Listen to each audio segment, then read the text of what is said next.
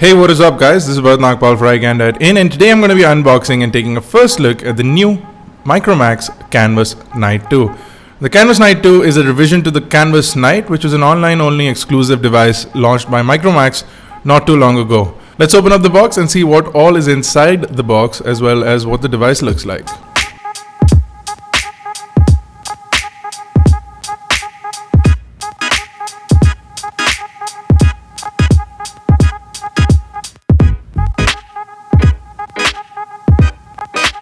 So this is the box. I'm going to cut through the packaging real quick.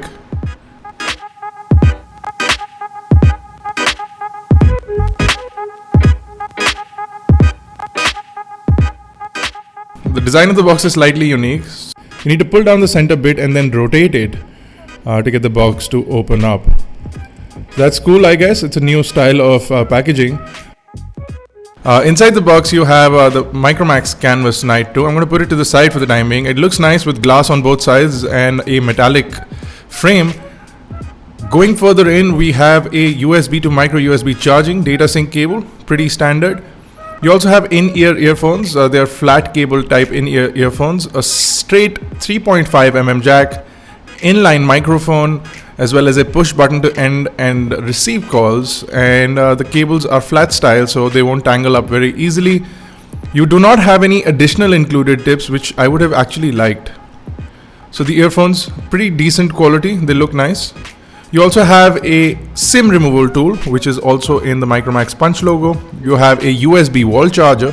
Then you have a bunch of documentation, promotional material. You also get SAR information, a quick look at the camera software, as well as the warranty card, and then you also get an included screen protector inside the box, which is great because it won't be easy to find screen protectors. So if you look at the back of the device, when you open it up, there's some information regarding SIM cards. Now the device will take in a micro SIM card and a nano SIM card.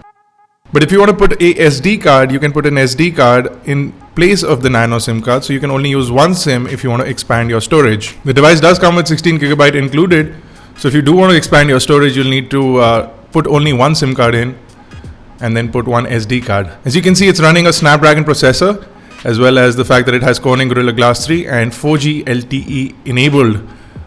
The Canvas Night 2 will come in handy for future upgrades to networks when 4G becomes readily available, but certain sectors do have 4G, so if you want to get a device which is already on 4G, this might be a good option. Over at the front you have a 5-inch HD AMOLED screen. You have Gorilla Glass 3. You also get a 5 megapixel front facing camera along with a bunch of sensors. On the back is a 13 megapixel camera and a full glass as well, but you still have Corning Gorilla Glass 3 on the back as well. Over at the top you have a 3.5 mm headphone jack and a secondary noise cancellation microphone. Over at the right you have your SIM card slot, which will also be your SD card slot. Over at the bottom you have the micro USB charging and data sync port along with two openings, I'm assuming, for speakers and a microphone. And over at the left you have the volume rockers along with the power button. Now the whole device is surrounded by a really nice metallic frame, which is in a golden color on this variant. The device looks really nice. It's super slim and it feels really nice in the hand because of the wedge that they've put on the back of the bezel. Now the battery inside the device is a 2260 mAh hour battery, and you get 2GB of RAM. Everything runs on a Snapdragon 615 1.5 GHz octa-core 64-bit processor, which will be really handy. Now while the device powers on, I'm going to show you what the startup steps are. It's pretty basic Android lollipop out of the box on this device, so I'm going to quickly run you through the setup.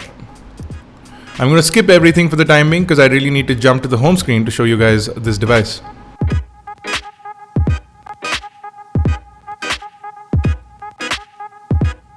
So immediately when I power on the device, I already start to see some bloatware. There's a quicker application right here, and that makes me really unhappy because more or less I would like to have a non-bloatware experience on the device. So I'm going to check if I can get rid of this application. simply by uninstalling it, and if I can get rid of the bloatware or the pre-installed applications simply by going to the settings panel and uninstalling them. I see a bunch of other applications over here, Paytm, Snapdeal, etc. I really do not want these on the device. So what do? I'm going to go jump into the apps setting in the settings panel, and I'm going to try and get rid of the applications which are pre-installed. So now they appear to be downloaded on the device, so that might make it really easy to get rid of them. So I'm going to go into Quicker, uninstall it, and see if I can get rid of this app completely. So it looks like Quicker is gone and less bloatware for me.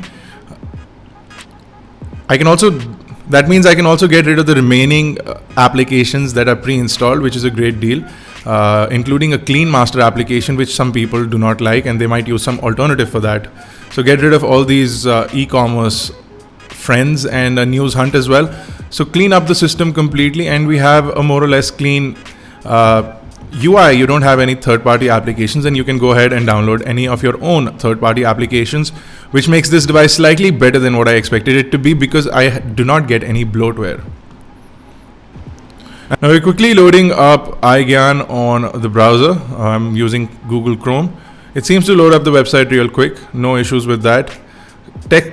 The text looks really crisp, and overall response time from the device seems to be good.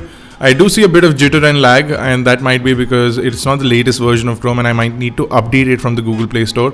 But more or less, the device, the colors, etc. seem to be good. So no issues with that whatsoever. I'm going to quickly play a video for you guys.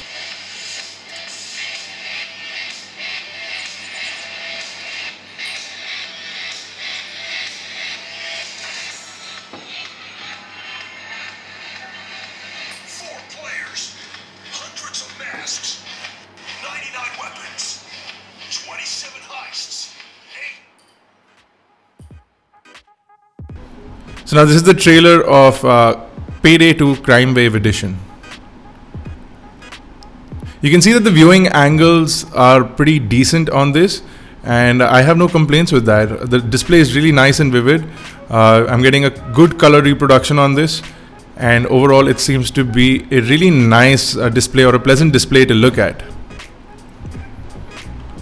Now there's a big lip at the bottom of the device, and you do not have any buttons. Which is strange, because you have this empty space at the bottom of the device. The buttons are on screen. As you can see, it's running Android 5.0.2, which is a relatively new version of Android, but of course it's not the newest, and Android M has been announced and should be released about a month or so from now. So we would wonder if this device would actually get Android M.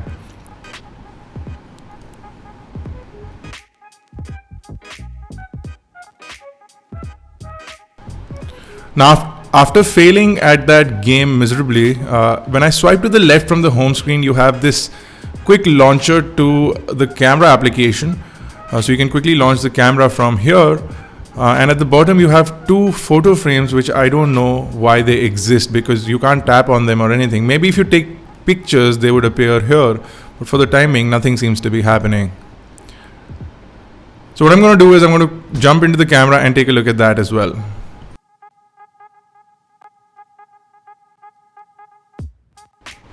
So this is a camera application. This has an anti-flicker system built into the camera application, which will help you avoid that flicker. You also have a bunch of other options, including sharpness, settings, red eye reduction, HDR, panorama modes, which all you can change. You also have some effects that you can add to your pictures. If you go into video, you'll see that you have image stabilization, and it seems to be pretty decent. It appears to be electronic image stabilization, because I don't think that they can fit in an optical image stabilization in there, but the electronic one also seems to be pretty good. I'm going to test this out thoroughly. You also have video quality, which is full HD, and then you can change around some settings over here. You also have a time-lapse mode, and you can change the video encoder. You also have some effects that you can apply live to video before you start recording, which is a pretty good thing. Now the device already has started to heat up from the back, so I'm going to check the temperature on that.